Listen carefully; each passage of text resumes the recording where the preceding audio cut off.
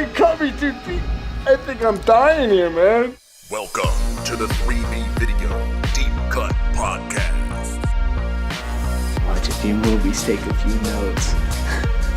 It was fun. Aw, yeah. It's that time again for another bi-weekly podcast with your hosts, Rotten Roger DeMarco and... I think the neighbors are having a fight. I guess I'm fine. This is Evil in the back room. Hey, don't look at me like I'm some fucking fruitcake or something. Warning you. That's right, we're finally done with the Friday the 13th franchise, and so obviously we are truly gluttons for punishment. We said, let's do another... Yeah, I mean, it's not necessarily punishment, but let's do another franchise, right? Let's buckle in for another close to half a year of podcasts. Yeah, we're going to go from, 8? From 13 to 8. So, yeah, a little less, but not much. I'm curious how the weather and shit will be like when we're done with this. I'm at that point in my age now where I'm like, well, we started this franchise when it was bitter-ass cold and a snowstorm outside. What's it going to be like when we get to 2010's Nightmare on Elm Street? Who knows? Only time will tell. But there is a literal blizzard outside right now.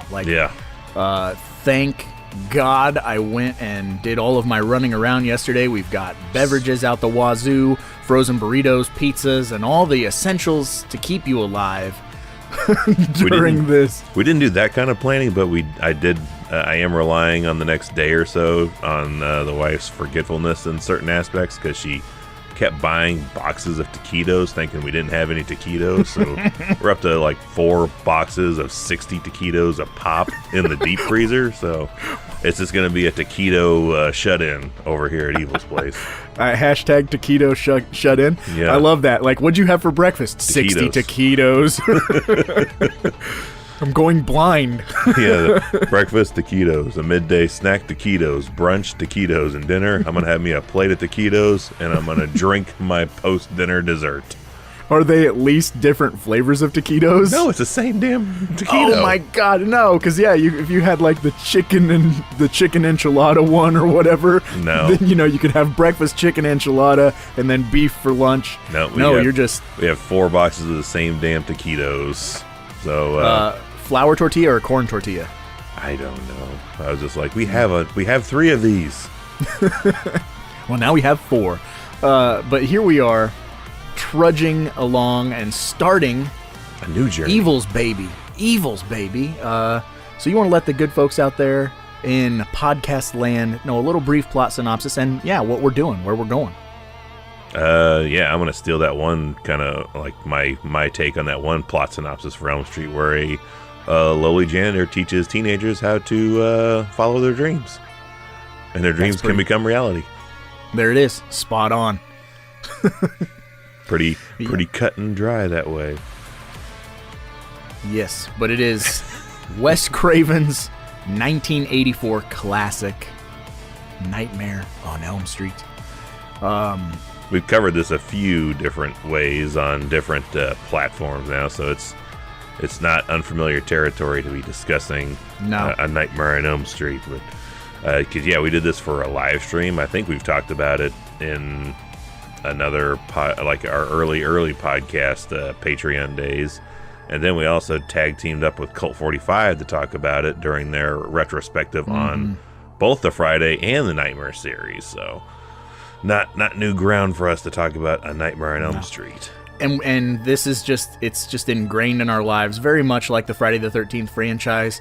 But unlike Friday the 13th, I can actually watch all the entries in this, and there's not one that I kind of, I watch it, but it's probably not even in the 50s amount of times I've watched the first Friday the 13th, but I'm probably in triple digits for the first Nightmare on Elm Street. Totally different animals for sure, because we don't get Jason until subsequent films, but with Nightmare on Elm Street, Freddy is our villain from Jump Street, and you and I have both kind of gone on record as saying how much we love the first Elm Street, so I don't know who's keeping those records, but we are on those records. Yes, yeah, they're in the hall of Shame. 3B video records somewhere. But yeah, I mean, we grew up on this movie. It was truly terrifying. Like it's a movie that actually scares me.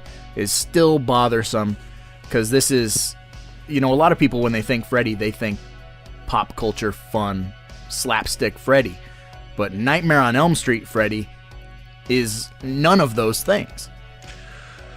No, that's the difference between this and Friday. Friday kind of starts out as a whodunit and then progresses into a very formulaic slasher, and then it gets into goofy territory when you get to part 10.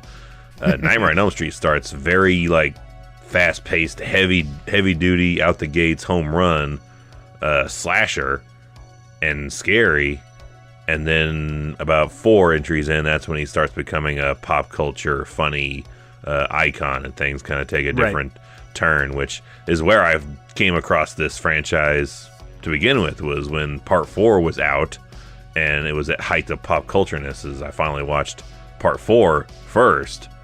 And then after watching that enough times, I was able to get the granted permission to go back and watch the original 3, which we still have on VHS tape. So that's when I got to go back and watch 1, 2, and 3. So part 1 is actually part 2 for me. Right, and that's right, because you jumped in when Freddy was funny, because I know you've told me this a number of times, that when you were growing up, your sister had an Elm Street 2 poster, and you were scared. You were scared of Freddy. Yeah. So you had to kind of work up that, okay, I am going to watch this. I am going to take the power away. It's not going to scare me. Like, you consciously made that decision to, I'm going to take this dream demon head on. And now it's so funny because I can't imagine you being afraid of Freddy. And your house is just filled with the most Elm Street stuff I've ever seen in my life.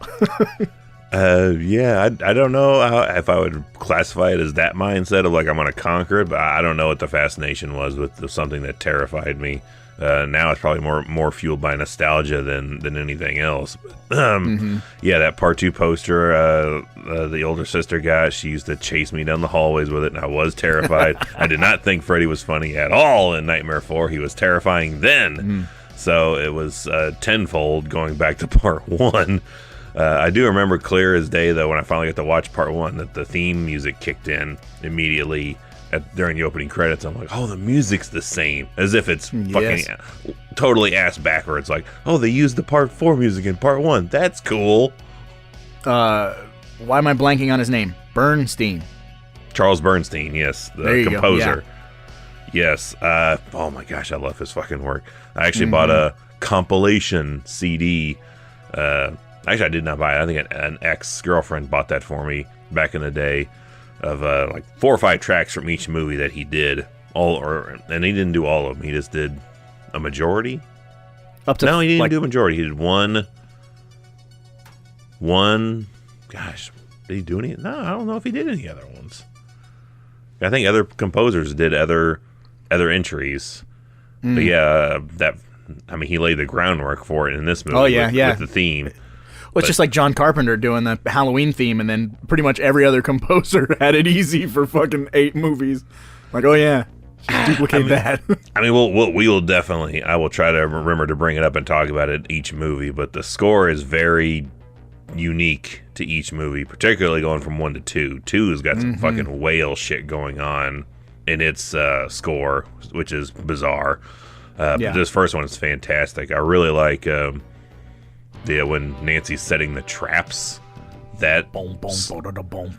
Yeah, I was back when we were making hockey masks, custom hockey masks. We would put on different music to work to. And I remember you was here working on some masks with me one time. I was like, try this one. I know you know this jam, but try working to this one. You're like, this does fit really well with a working mind. I'm gonna go empty out a shotgun and put it into the lamp.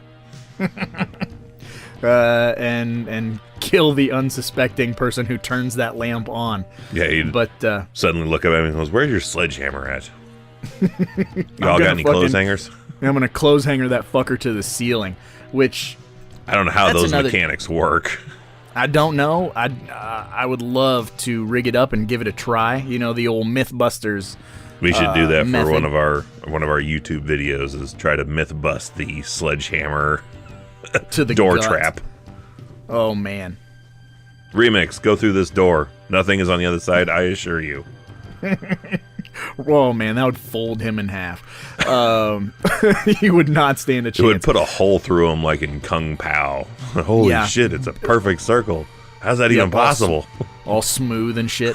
But yeah, you know, we can't talk about this movie without talking about Nancy Thompson, who Evil and I both kind of herald as the quintessential, the best final girl, not just in this franchise. Ever. I think Evil and I both put her very, very high on that list of across-the-board horror film final girls.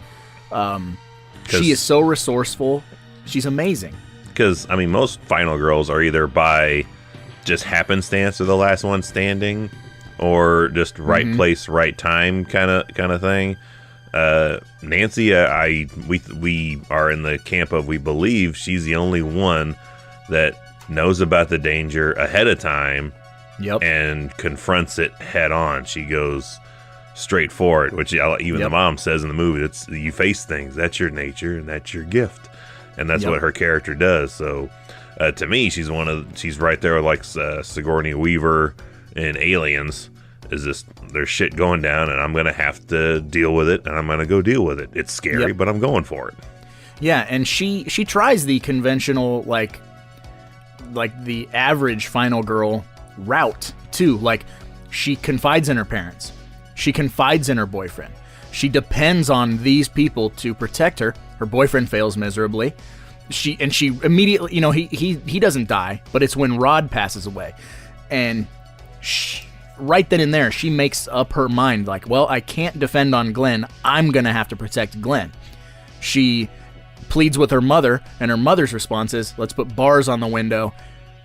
You know, like, completely close-minded, not really listening to her kid. And obviously her father, the police chief, you know, has a very, like, matter-of-fact method about it. Well, it was Rod Lane. You know, case closed type of deal. Donald Thompson is definitely just drowning himself in alcohol and work, while Marge is just drowning herself in alcohol over this divorce and how to deal with problems.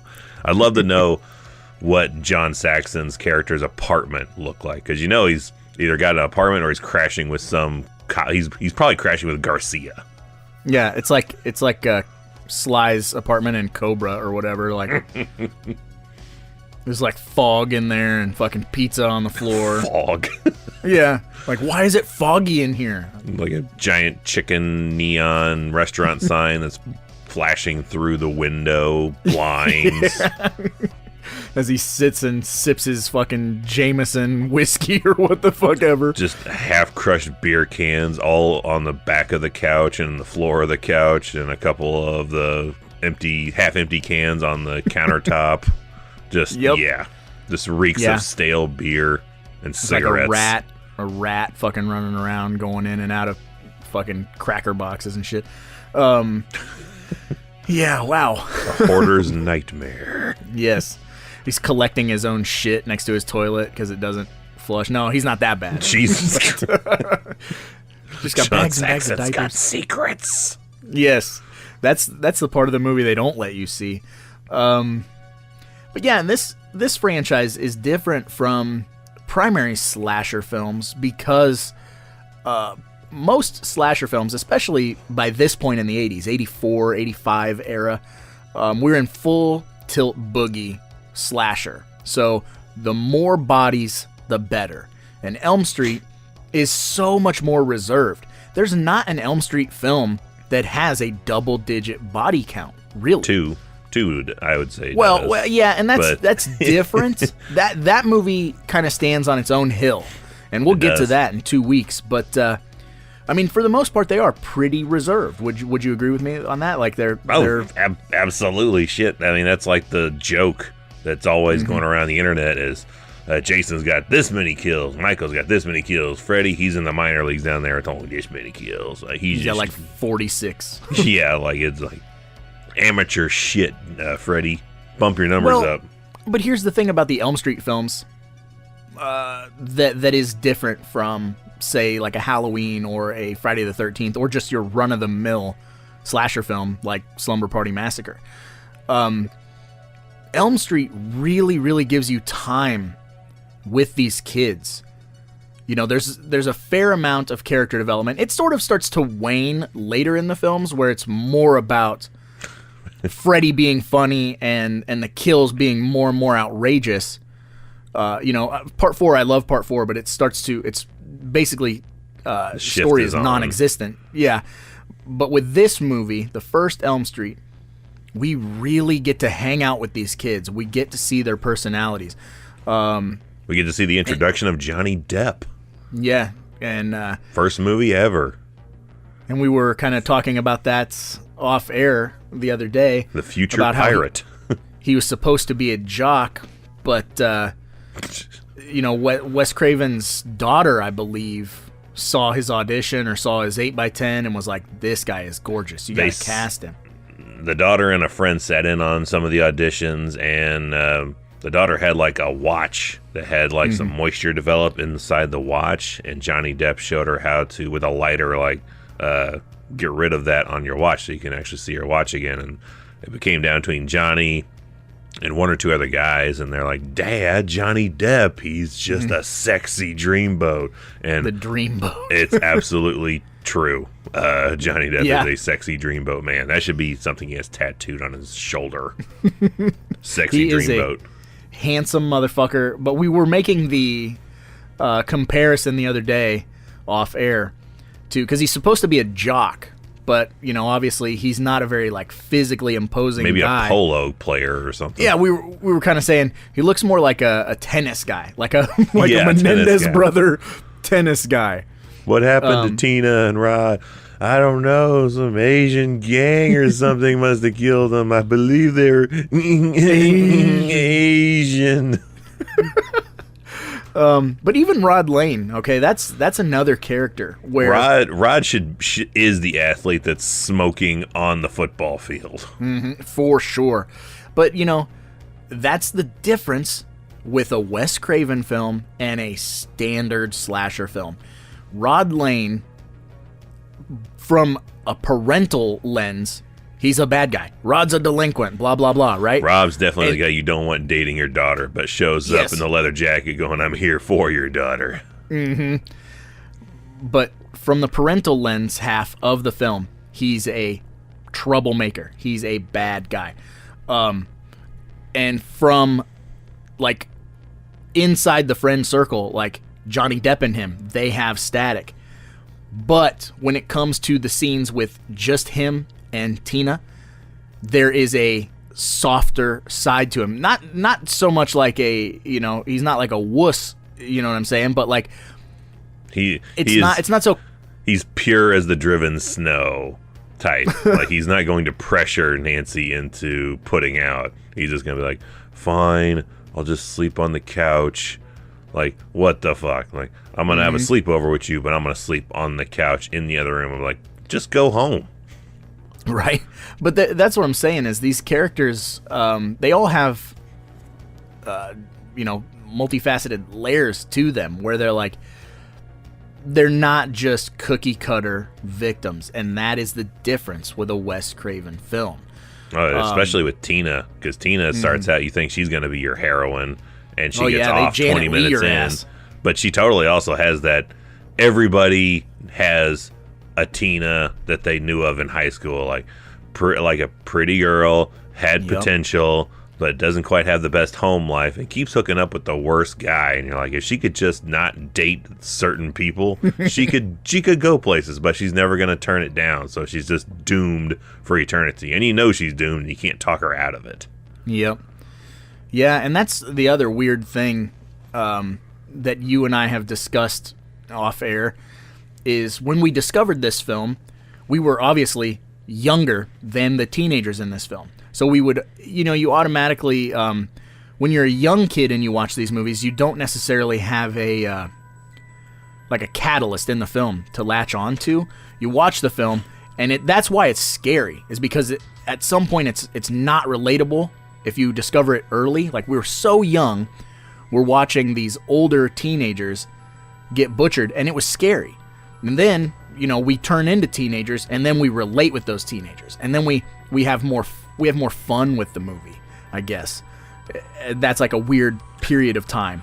And then we turn into are you coming back to the sack or what, dads? Yeah, we are the dads. And then that's, we were discussing that. Like, they're out of town, and these, they're having sex in her parents' bed. And it's like, when we were kids, we were like, ha, and now we're adults, and we're like, that's fucking gross. I would be fucking furious.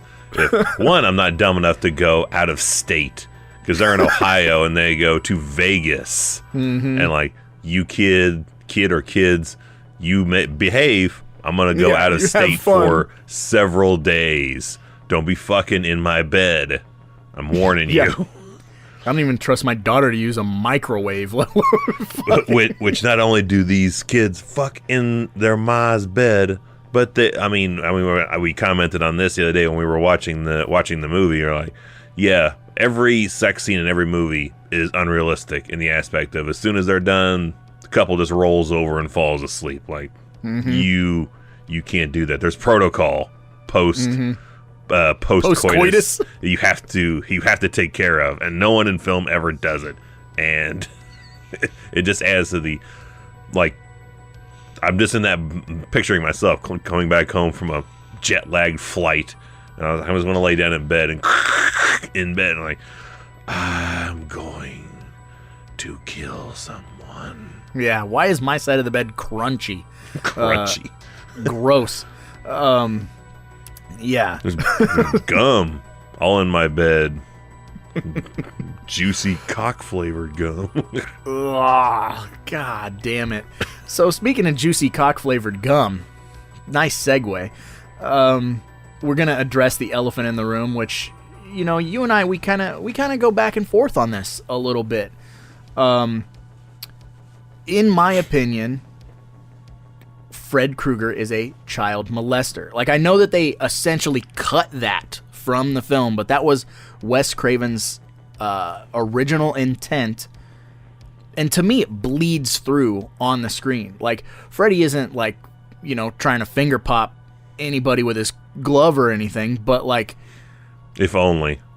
It feels gross. It feels dirty. Like, he feels like he has taken advantage of underage kids. You know what I mean? Like, that's how I feel. And every time I bring that up online, people are like, child killer, not molester, big difference, blah, blah, blah. And I'm like, well... Big difference, but it's the difference between implied and straight up showing you, like, something going down, which a lot of movies that are going to have that will straight up, like, almost show it and then close a door and you don't see it. Yeah, it's a little subtext, actually. Yeah, this is the most subtext of subtexted child molestation thing, but that's all there. Wes Craven wanted that. He always said the most heinous crime to him is to harm a child, so this was all intended, implied, and then because of real life shit going on in the real world, it kind of became subtext, and then kind of became super subtext, and right. Always more easy for people to accept and digest is, well, is he just killing them or is he molesting and killing them? I can handle him just killing them, as long as he's not touching them and then killing them. We can handle murder. We just can't handle murder plus touchy-feely. Yeah, and we talked about that a little bit off air. I mean, we've done it numerous times. Like, you can't turn a child molester into pajamas. You know what I mean? Well, this is like, Rotten Cotton era. Like, everybody knows Rotten. This is a whole different era of things. Like, RoboCop would not get action figures if it was made today. If we got that first movie, you don't get a cocaine-fueled bitches leave blood-splattered movie and then get children's toys and cartoons out of it. Yeah, you just do not. But, different time for sure, because, like, nowadays, you can go online and you can get fucking Ed Gein tote bag that's the body of Mary, whatever her name is, fucking hung upside down, gutted. I could get an entire decorated bathroom of Ed Gein-inspired things. Shower curtains, bath mats, bidets, probably, the whole 9 yards if I wanted to. Yeah, like, you can just do that. But, in the 80s, it was like, well, we can't give him a syndicated TV show. We can't let him be on a music video with the Fat Boys or Dawkins if he's a child molester, which it's funny because a lot of the people really hate on the Platinum Dunes remake because they weren't afraid. They're like, it's 2010. Guess what? Like, we're going to go ahead and just say what everybody knows. He's a child molester. And, like, the audience got upset. Could you picture 2010 Fred Krueger in a music video with J-Lo or some shit? No. Like Ja Rule. Rule, baby! Ja Rule. I really can't think of who is a pop culture music icon in 2010. I keep thinking of, like, people who, like, not even I didn't listen to fucking MTV stuff in 2010. I just keep wanting to say, like, Nelly, and I feel like that was way before 2010. I would fucking love to see a Nelly music video. Hot in here. He's pulling the sweater off. Oh man, we're making something already here. Yep. Soon to be coming down the pipeline on the video on the channel. We're gonna recut Hot in Here with the 2010 Fred Krueger on fire. Oh boy. That's all I'm stuck on now. I just want to see that. Yeah.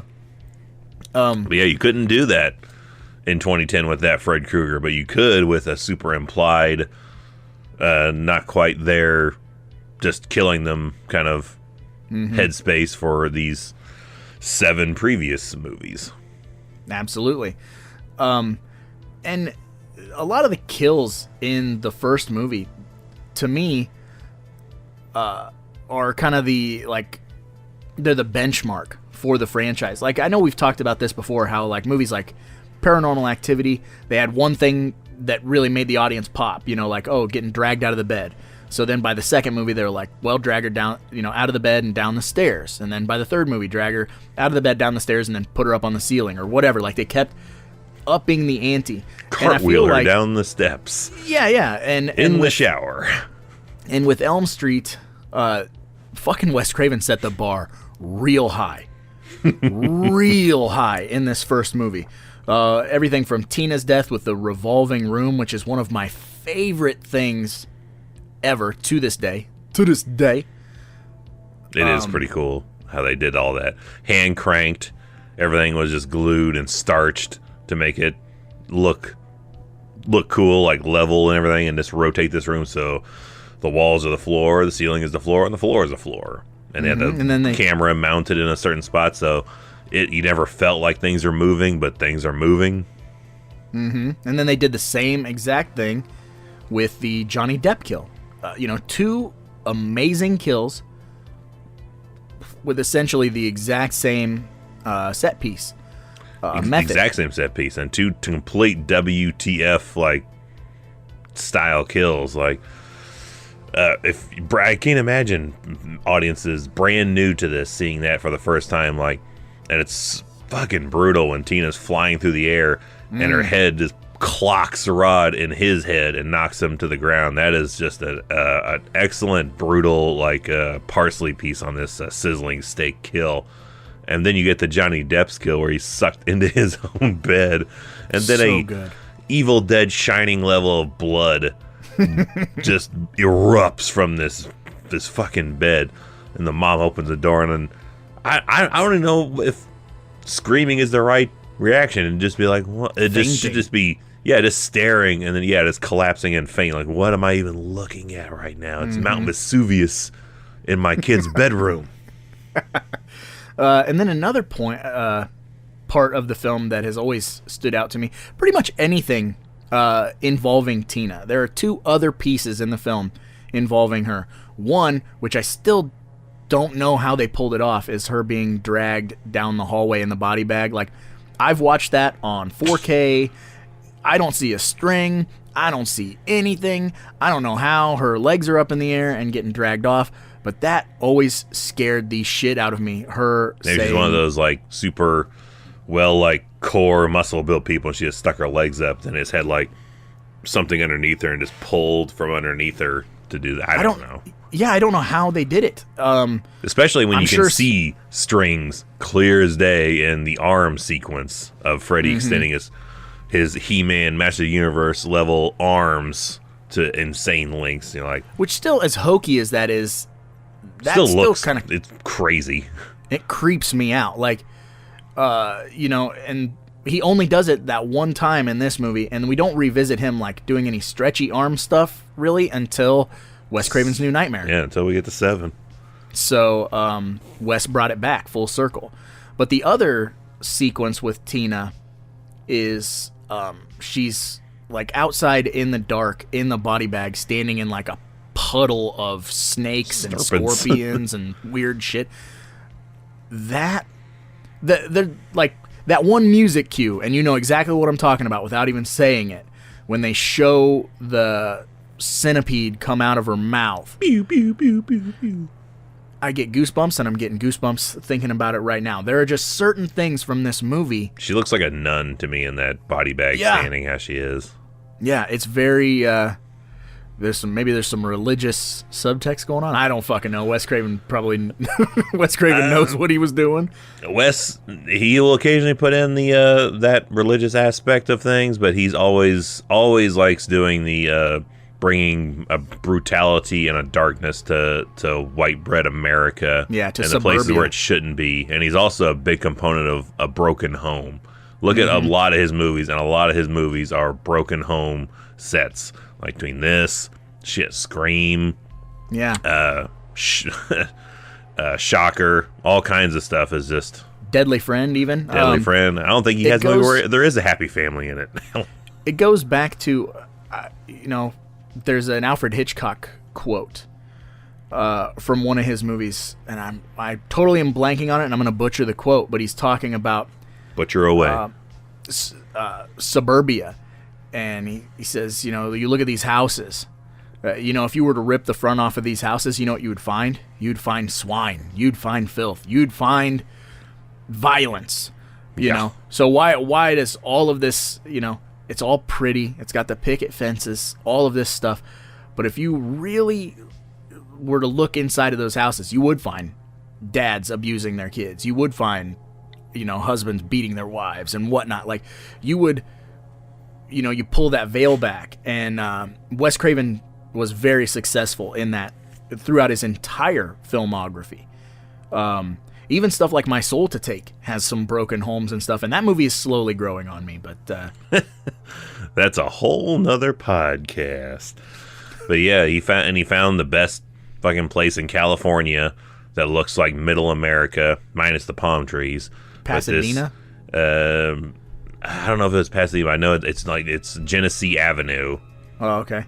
Like, I've looked up several times the actual street address, which lifetime goal still is to get to that house and take a gander at it. If not, straight up buy it, because it keeps going on. It keeps going on sale, and I want to own it. I want to own the house. It's a fucking awesome looking house. Even dealing with people like stealing parts of my hedge. Gardening you stuff out front. Go ahead. My 1428 numbers on the door. I would just have a stack of the numbers inside the door, like in a box, so I could just replace them daily. Like, oh, this is the address. Someone stole it again. 1428 Genesee Avenue. One of the other things that I know we brought up, I think we brought it up last week or the week before or whatever, the ye old oatmeal stairs. Oh, God. Or Bisquick stairs. Yeah, that is like no one can definitively say what the fuck it is, but I'm totally on board with it's Bisquick. It's fucking Bisquick. Mixed up and left out and becomes the worst sticky substance on earth. That seems the most plausible to me. It looks like it is it, and yeah, that with maybe some chopped up carpet in there with it to give it that look. But you can totally even on VHS, you can see where the holes are in these steps. But it's still an awesome scene, and a nightmare everyone has of trying to get away from something, and something keeps you from moving faster. Mm-hmm. Well, and that was the other thing I wanted to bring up, because we talked about it the other day. We were talking about how Freddy seemingly is like covering up his tracks for a little bit in this film. Like with him killing Rod Lane, he kills Rod Lane and it looks like a suicide. That's the only one he does it with, because it's coincidence that you're able to believe that Rod killed Tina because he has a shit background and he has a switchblade kind of thing. But he does, for whatever reason, cover up his crime with Rod by seemingly having him hung in his jail cell from suicide. And I'm like, why did he do that? I don't know, but that's another one of my favorite sequences in this film. And I actually had a buddy when I was in high school who, every time I would talk about it, he would get so mad because he was like, it looks like shit. And I'm like, no, it doesn't. Two particular things. One, when Tina is having her nightmare and Freddy jumps out from behind the tree, and that's like chroma keyed or matted out, and he jumps out from behind the tree. I love that. And this buddy in high school was like, that looks terrible. It doesn't look good. And I'm like, no, I love it. It looks right. And then the other one is when Freddy walks through the jail cell. T2 style. Yeah, to me, like, that is terrifying. It is so scary. Like, I'm in here, I'm safe. And he just won't right through. Like, it's even more that you're looking at it as at Nancy's perspective, looking through a window. Like, she sees the door open, you're like, oh, shit. Oh, but at least there's bars blocking him, and he just walked through the fucking bars. Yep. Yeah, but I always thought that those effects looked good, and I feel like they've aged well, so... Yeah, they look fine. For what they could do in 1984 and for the budget they had of just a hair over $1 million, which is its own nightmare of how they got the money together between several different people and companies. Joe Wolf being a part of it, famous for having his hands in the Halloween franchise early on. Like, if the shit wasn't done on time, he could take over all the rights to it. Which is partially why the sequels did happen, is they kind of signed away a lot of the profits from this first movie just to get the damn thing made. So once it was established, when you start doing sequels, then they can start seeing actual money returns, which is why it's always referred to, New Line Cinema is the house that Freddy built. Right. Because they were just primarily into distribution prior to Elm Street. Rob Shea showing Mountain of the Cannibal Gods and Reefer Madness out of the trunk of his car. And also, one of the problems with the Elm Street getting made in general was, Wes is taking this script and kind of shopping it around, and people are going, no one's going to watch this. It's a guy killing people in dreams. No one's going to be afraid of it. Sean Cunningham said that. I believe Bob Shea might have even said that at one point. And then this little movie comes out with almost the exact same premise, Dreamscape. Yeah. And that may have been what Bob was, because I think Bob was totally on board, but he may have been hesitant because somebody at some point, was like, it's like Dreamscape. See, and here's the thing. Wes had been shopping around Elm Street long. Like 3 years, I think. Yeah. And so there's some contention as to did that Elm Street script come across someone's desk and they read it and go, well, we could, write something similar to this. But if we had Dennis Quaid, it'll be different. Yeah. And so as a result, if you guys, whoever's listening, if you just open up another window on your tablet or whatever the fuck you're listening to us on, and look up the original Nightmare on Elm Street poster. And if you look close enough, you can see the Snake Man from Dreamscape. And I always thought that was a dig. Like, you fuckers. You know what I mean? Like, you beat me to the punch. you stole my shit, so I'm going to put your Snake Man on my poster. I don't know if I'm right. I don't know if I'm wrong, but it's there. 100%. I don't think it's a malicious type dig, but there is a thing on the Never Sleep Again doc, if you got that double discer, where it goes into more talking with the artist, which, I mean, you have Charles Bernstein doing the score, which is fucking awesome. That's probably where my mind went without knowing, is the guy that I'm blanking on his name, but he did the artwork, the poster artwork for all the movies. And he went back and like almost retro did one for Freddy's Dead and part 5. But he just did these phenomenal poster designs, and I love every goddamn one of them. They're all super awesome, cool, creepy. And he's just like, I kept hearing about the the Dreamscape thing, so I just kind of it's hidden up in a corner. And I love that I was able to bring that to your attention, because you were unaware of that until I was like, hey, did you notice this up here in the corner? And you're like, holy shit. I think that was on the live stream I pointed that out. And you're like, yep. I got to see that in real time, so now I can go back and relive it watching the video. Go back and watch our live stream and watch Roger's mind get blown. And ever since then, I have not been able to stop thinking about it. And dude, it's just one of those things. It's one of those things that makes my fucking blood boil, because like Wes put his fucking heart and soul into this movie, because he would people forget, like, prior to Elm Street, Last House on the Left, and he was kind of known for this nasty, like, exploitation type of movie, and that's not necessarily what he wanted to keep doing. He wanted to bring something with a little bit more class, and he never really wanted to be a horror movie director. Like, he didn't want that to be his end-all be-all. Once it kind of went there, though, he more or less just was like, okay, cool, but... Oh, yeah. Yeah, it started out more like, well, the producers want something scary. You ever write anything scary? No. Like, you'll write something scary, and you can direct it. And he's like, okay. In a weekend, I think you wrote Last House on the Left. And then he didn't. Then he did The Hills Have Eyes, and didn't work for like 5 years. Just kind of lived off that, and took a 6-month period post that to write and refine Elm Street, and then shopped that around for a couple of years before it got made. But he also had this exact same problem between Elm Street and Dreamscape. He had it happen again with Shocker and The Horror Show. Yeah. Yep. Coming out being identical almost in a lot of ways. And that's what I'm saying. It makes my blood boil, because it's like, man, he spent some time writing that, and it's like it's his baby, and he's shopping it around, and people are saying no.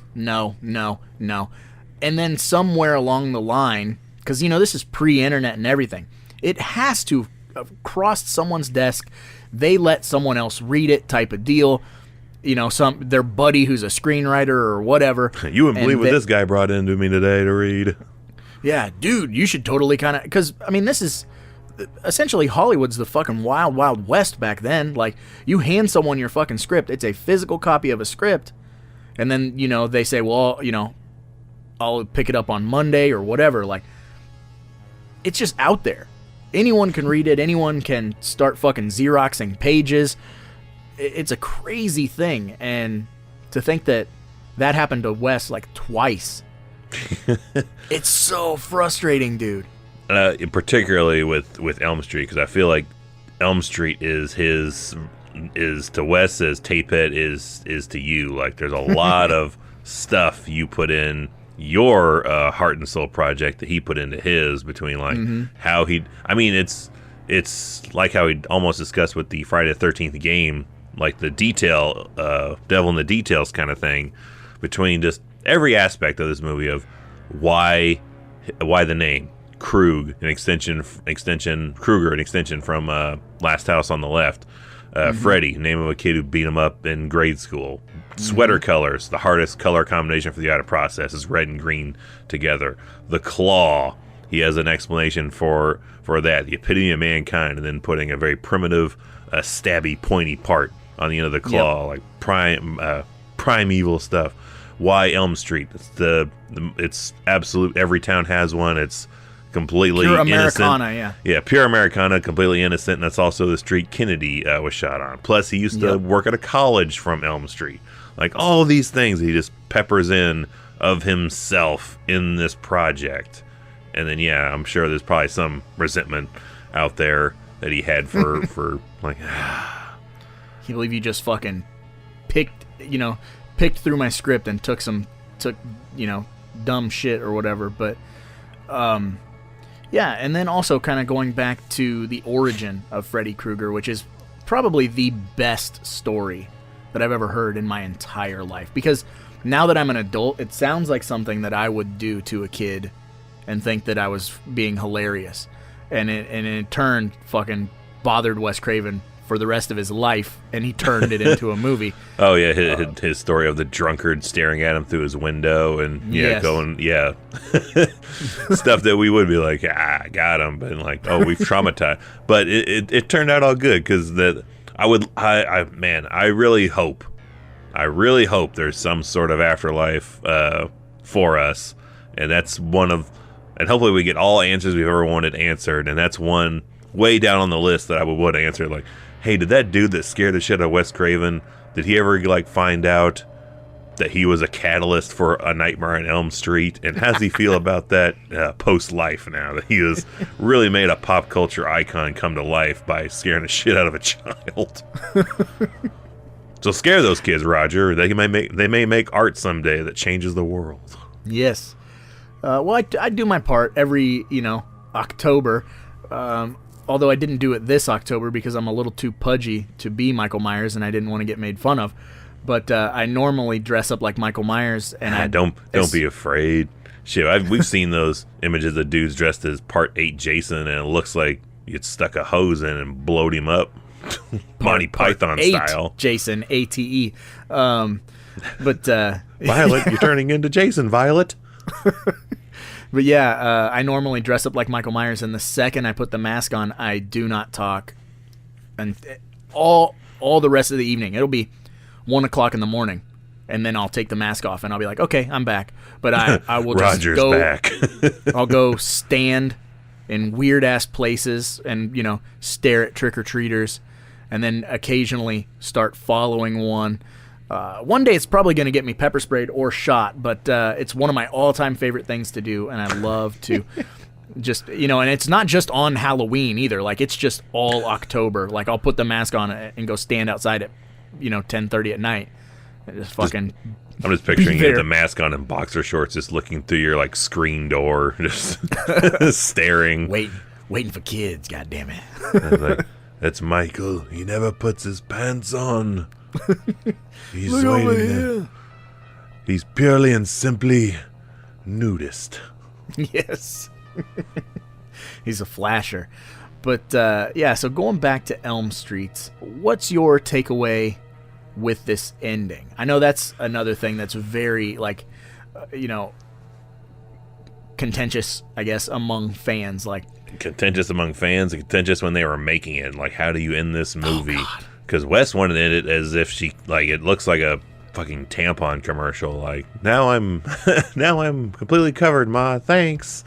It's all foggy and shit. She's like, I had this weird dream, and she just kind of goes off and it ends. That's how Wes initially wanted it. Then they had endings where it's a variation of what we ended up getting. Like, we get the variation where the car pulls up, the friends are all back. She gets in, and the car gets the red and green cover over it, and they drive off under some power, and nothing else happens. Then they did the same thing, did it again, and then you see Freddy's glove hand bust through the door window and grab, and you hear Marge scream, but it cuts away to the car going away again. That's another shot. Then they have the shot of all that, and then Freddy is driving the car, which I think is what Robert Shea wanted, is Freddy driving the car away, because he wants... They always say that hook for a sequel, but I don't think that was the initial drive.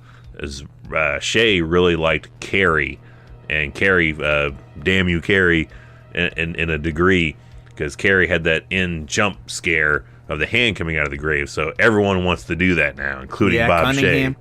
And Cunningham with Friday the 13th. Yeah, so that was the reason, I believe, that they had that kind of post-stinger when everything should be good. And then it just set up things for the future. Here's my problem with the Krueger driving the car. And it never really hit me until the other day when I was at your place and we were watching that supercut. Yes, because Roger is super awesome and got me a Blu-ray supercut of part 1, 3, and 7 all strung together in a 5-hour epic. The problem with that it never hit me until it was on your TV. Let me. Can I take a guess as to what your problem is with it? I'm curious if it is the same for mine. I in concept, I love it. I'm like, yes, I want it. My problem in seeing it, it's Freddy in daylight. That's exactly my problem. Yes. Because that's like the whole movie. He's shrouded in shadow. You see they parts do a very of him. good. Yeah, they do a very good job of not necessarily hiding him, but like giving your brain an idea of what he looks like. And to end the movie in fucking broad daylight with him just no shadow whatsoever, just kind of smiling. You know, it's like it crosses a line of hokiness that the whole movie's tone does not match. This is appropriate for part 3 and on, but not in part 1. He's not to this place yet. Yeah, I'm not a fan of that. Yeah, but rewatching it the other day, I was like, yeah, it's because it's in daylight is my reason for like, yeah. Even adding like a foggy white light though to it, adding a little bit of smoke kind of a aspect, trying to dull it down a little bit, but that just natural light all hitting him so much, it's like it takes it a little bit out of it. Mm-hmm. So, yeah, like if she hadn't been going to school, if she had just been going out and it was nighttime, maybe it would have worked. I'm more open to that. How do you feel then about the dummy going through that door window? That is beyond hokey. But do you like it? I do. I like it a lot. But I am kind of interested in that you were saying one of the endings was his hand coming out and grabbing around her and then her screaming and we cut away.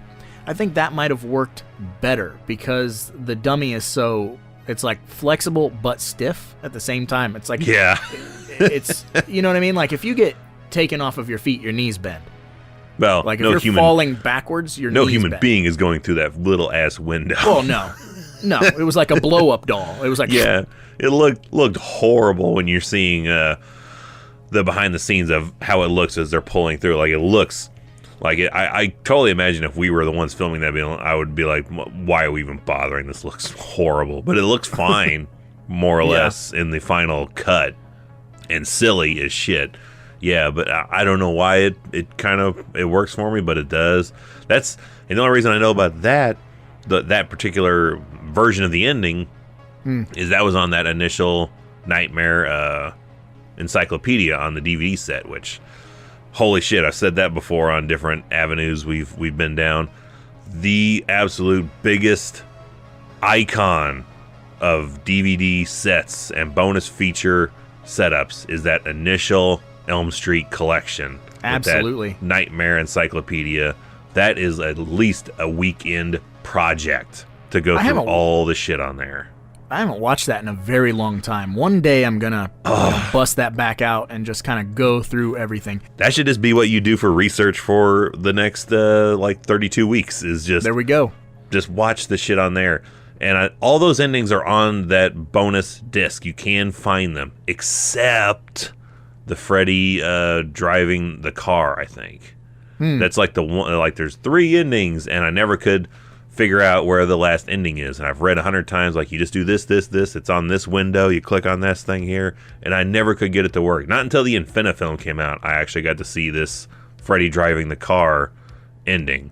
But I've seen all the other ones. But yes, if you have not, at least you can buy that DVD of the encyclopedia. You can buy it separately. But oh my gosh, is it the initial jumping off point for where we are, Roger and I, for bonus features. We want everything to have at least that much for any movie that comes out. Yeah. It's funny because when that came out, it was, like the internet was super dial-up and in its infancy. Totally. Nowadays, you can go on YouTube and type in Nightmare on Elm Street 1 behind the scenes, Nightmare on Elm Street 1 deleted scenes, and you get everything that's on that disc in seconds. But the thing about that disc is it's an experience. It is like a game. It's like an interactive game. You're in the game, man. Yeah, and so it was very ahead of its time, and it's very fun. It's fun to kind of bounce around and watch stuff. It works if you're with somebody that's not a horror fan, because I put that shit on with an ex-girlfriend I had at the time, and she's like, I don't want to do the maze. I don't want to do this maze. Like going into the morgue with the corpse that's on the slab. She's like, I don't like doing this. I don't want to. Why are you watching this? It's fucking awesome. Shut up. Yes.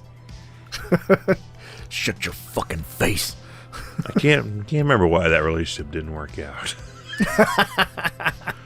Boggles my mind.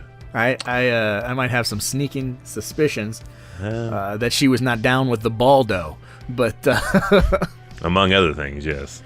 Yes, but on that, I mean, we touched on a bunch of stuff from the film, but as always, we get a little sidetracked. But we got true, but as always, but I was going to get to the part of, do you have a brown panty a winner? This is going to be a franchise that might be a little bit more difficult to have that for, because the body count is a lot lower than most we've been through in the past. So, did you have a brown panty award? It would just be Tina, but you need her to die. Yeah, I have a hard time picking one, particularly for a couple of these. But for the first one, I'm gonna just say Marge. Oh, okay. Yeah, you want the family life to you want the family life to stay intact. More or less, yeah. Like that, my backup would be Lieutenant Thompson's career, because spoilers, it nosedives after this movie when we see him again. Mm-hmm. Completely. Yeah, everyone in the town was like, "You're fucking crazy. You believe in a dream killer. You're a mall shopping security guard now or whatever." Which, spoiler ahead of time when we get to 3, did not notice until probably the DVD days that he was now a security guard. I thought he was demoted. Still a cop. Yeah, I never looked at the badge going, oh shit, he's Paul Blart now. Yep. But now that we're done talking about the movie and we've given out our brown panty award, Evil, what does that mean? Well, no, actually, it is. It's a welcome thing to do this week, because this is where we're gonna revisit once again Ground Zero for the Amazon 1-star reviews.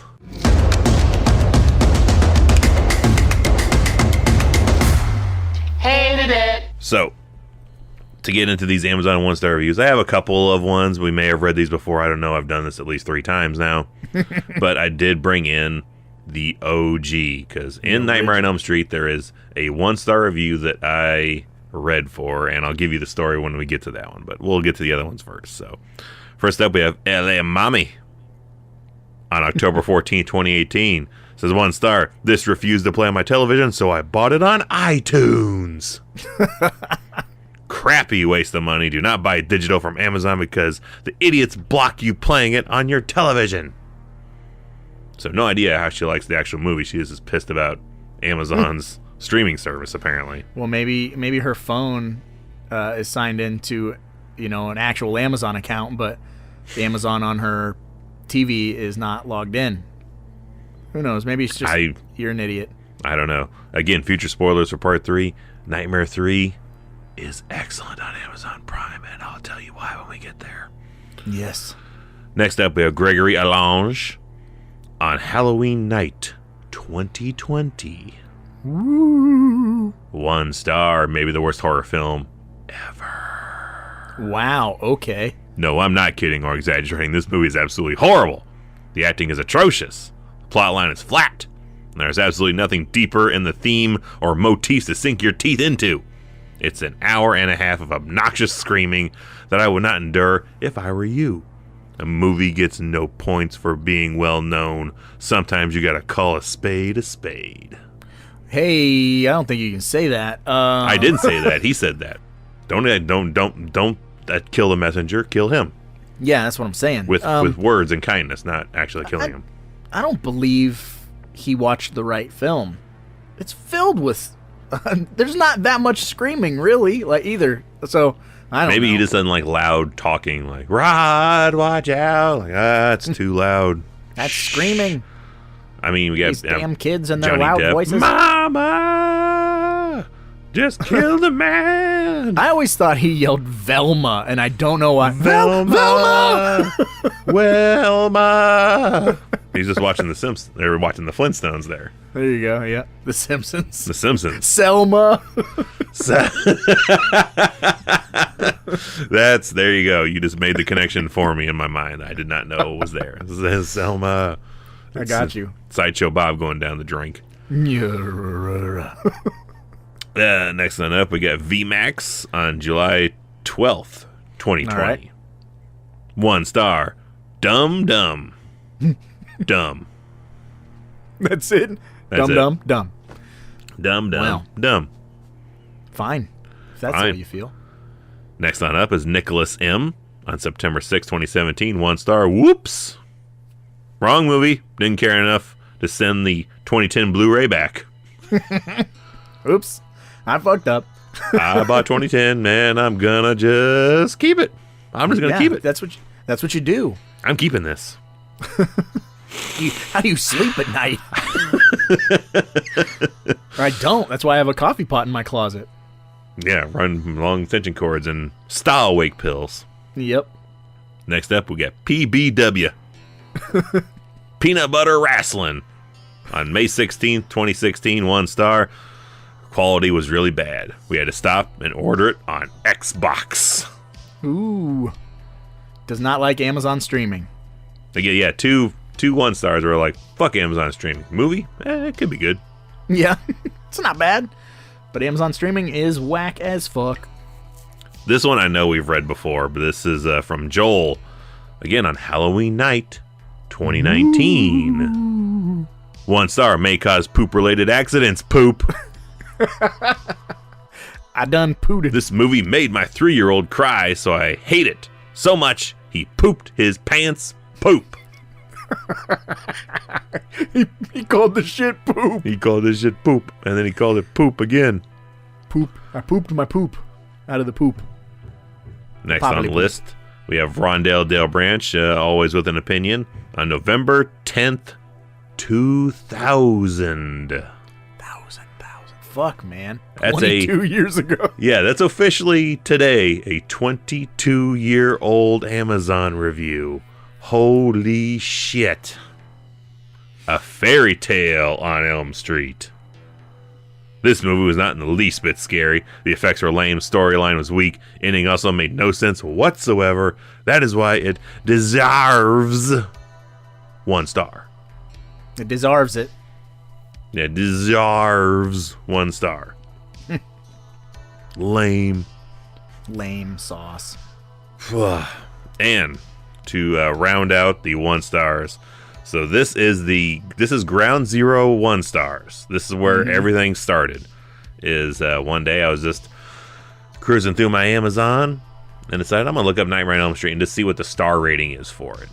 Right. And then saw that's of course rated super high, as it should be. And then I looked at the 1 star rating, because there are 1 stars for this. And I was like, let me just see what 1 stars say about Nightmare on Elm Street. I read this review in my head, laughed for several minutes, then immediately messaged Roger. I go, hey, what do you think about doing a segment of our live stream, of our show, of our shtick, and include these as a thing? And read him this review and immediately won him over. So yes. We are eternally grateful. We should probably look this person up. To Amanda Mitchell. You glorious, glorious human being. On February 10th, 2019. 1 star, thumbs down. Why do I have to pay for a movie from 1984? That is entitlement at its finest. And Evil is 100% correct. That broke him. It broke me. In our old man curmudgeon type ways. And we were like, these people deserve spotlights. Absolutely. Amanda Mitchell, Wherever you are out there, we love you. And one person found this helpful. I need to put... It was me. Everyone needs to go. I swear. Everyone listening on this, go to your Amazons. Go type in Nightmare on Elm Street. Look up the 1 stars. It won't take long to find her. Find the Amanda Mitchell post and mark that as helpful. Let's just send her to the top of the charts. Our patron saint of 1 stars, Amanda Mitchell. Yes. We never knew ye, queen. but you are the queen of 1 stars. Maybe we can track her down via FaceSpace and then send her some sort of thank you. You know, I just might. I think I'm gonna go back on after we get done recording today. I'm gonna look up her name again on the 1 stars. I'm gonna see if what else she has ranked, and then to see if I can find this person, because I need to know more, and maybe I will try to bridge the gap and send her a message going, you wrote a review for Nightmare on Elm Street, and we thoroughly enjoyed it so much we turned it into a YouTube segment. Thank you. Yes. And you don't get any fucking residuals. You inspired us. Yes. That drunken bully inspired Wes Craven. Amanda Mitchell, you have drunken bully inspired 3B video to bigger and better things. Damn right. Well, now that we're done with the Amazon 1-star reviews, I think it's time to move on, Evil. So what does that mean? That means it's time to play the game. It's time to play the game. Time to play the game. It's all about the game and how you play it, and this is a funeral, dickhead. Oh boy. For the uninitiated out there finding us for the first time, welcome. And you are listening to the Deep Cut Podcast. What a deep cut is a reference, a piece of a film that not a lot of people know. So when you say it, it is a deep cut. So we like to wrap up our podcast with a little game we call the prop game. And it in itself is a deep cut prop game where you have to pick a prop from the film, but it can't be your standard bullshit. So you can't say Freddy's glove, sweater, hat. Don't say those. His work boots. Yeah. His work boots may be the only thing allowed. But go deep. You're listening to Deep Cut. Pick a deep cut prop, goddammit. Mm-hmm. So get something weird and exclusive to this film, I suppose. But and let us know in the comments if you're a Patreon. Find us on Discord. Find us on YouTube at 3B Video. Find us wherever you can find us and let us know the prop you pick. Please. I may be out of the loop and not just know where to look, but I've not seen anyone's picks for props that they would select for whatever movies we've done. But I'd love to know, particularly for Elm Street. Send it on the Discord if you're on our Discord. At me on the Discord. I want to know props you want from A Nightmare on Elm Street, the franchise. Our Discord is the Buddies Forever server. Yes. I should link it in the descriptions. Maybe we should do that plus our Teespring plus our Patreon and all that stuff. Maybe we should just put all those links in there. Maybe maybe they'll get swayed now and they'll be like, we should do all that stuff. You should start supporting us because we're starving. No. I am starving. It's cold outside. Maybe it's cold outside. Hey, canceled. And frozen burritos. But I'm you've hungry. Got taquitos. I've got burritos. Baby, I'm hungry. Baby, I'm hungry outside. But do you want to go first for your prop? Sure, I'll go first. Okay. I'm going to take Garcia's keys that he can't find. Nice. So I want to prop technically just like the lamp in part 7 of Friday the 13th. A prop we never really see too much of, if at all. Where the hell did I put the keys? We're assuming it's the keys we see him open the door with later.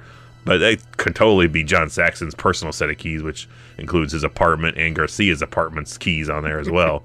But yeah, I'm going to take Garcia's keys. Nice. That is a good one. Mine is in a similar vein. I'm going to try to say this without butchering it.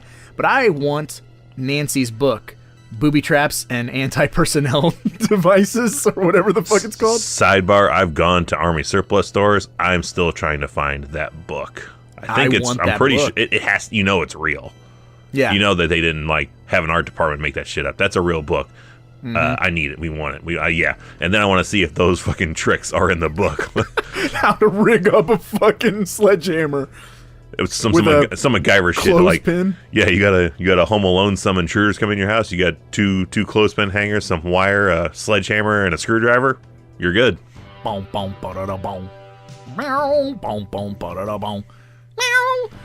Man, yeah. There's so many props from this movie that you could go with.